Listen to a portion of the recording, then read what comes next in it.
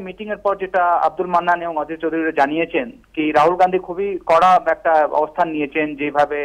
মানস ভূঁইয়া পদ ছাড়তে চাননি এবং এরকম একটা বার্তা হাইকমান্ডের কাছ থেকে তারা পেয়েছেন কি এটা ইনডিসিপ্লিন এবং ইনডিসিপ্লিন বরদাস্ত করা হবে না। যতই বড় নেতা থাকুক না কেন তাদের বিরুদ্ধে ইনডিসিপ্লিন হলেই ব্যবস্থা নেওয়া হবে। এবং প্রদেশ কংগ্রেসকে রাহুল গান্ধী বলেছেন ইনডিসিপ্লিন যেহেতু হয়েছে তো তাকে শোকজ নোটিশ করা হোক এবং আগামী দু একদিনের মধ্যেই মানস ভূঁইয়াকে শোকজ করা হবে প্রদেশ কংগ্রেসের তরফ থেকে। খুব সম্ভবত সিএলপি লিডার তাকে শোকজ করবেন কি যখন একটা প্রস্তুতি দলের বৈঠকে সিদ্ধান্ত নেওয়া হয়েছিল তিনি এই পদ থেকে সরে যান, তারপরেও তিনি সরেননি, সেক্ষেত্রে তাকে শোকজ করা হবে এবং তবে দেখতে হবে কদিনে তাকে টাইম দেওয়া হচ্ছে জবাব দেওয়ার জন্য। এবং তারপরেই কিন্তু পরবর্তী যে ইনডিসিপ্লিন নিয়ে পদক্ষেপগুলো রয়েছে সেটাও প্রদেশ কংগ্রেসের তরফ থেকে নেওয়া হবে। এবং রাহুল গান্ধীর সঙ্গে আজকে মিটিং এ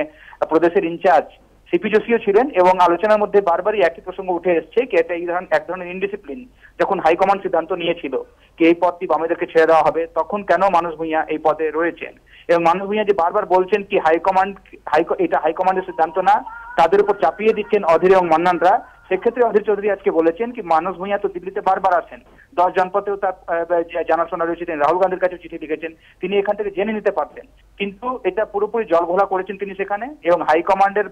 যে অবস্থান ছিল সেটাকেও তিনি মানেননি। তাই এটাকে একটা ইনডিসিপ্লিন এর হিসাবেই দেখা হচ্ছে এবং তাকে শোকজ করার সিদ্ধান্ত নেওয়া হয়েছে প্রদেশ কংগ্রেসের তরফ থেকে এবং আগামী দু একদিনের মধ্যেই মানস ভূঁইয়াকে শোকজ করা হবে এই ইনডিসিপ্লিনের জন্য।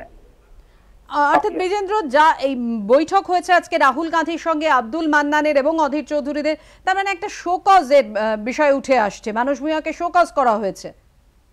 শোকজ করা হবে পাপিয়া। কেন কি আজকেই রাহুল গান্ধীর সঙ্গে মিটিং এর পর যেটা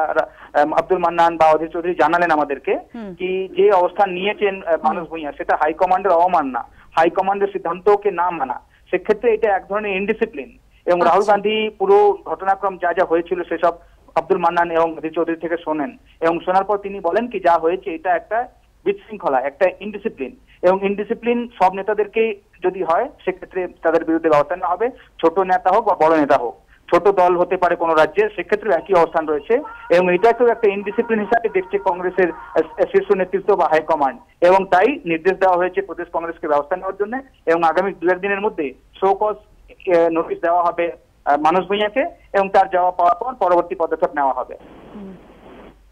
একেবারে, অর্থাৎ বিজেন্দ্র যে কথা তুমি আমাদের জানালে যে পিএসএ বিতর্কে মানস ভূঁইয়াকে শোকজের সিদ্ধান্ত কংগ্রেসের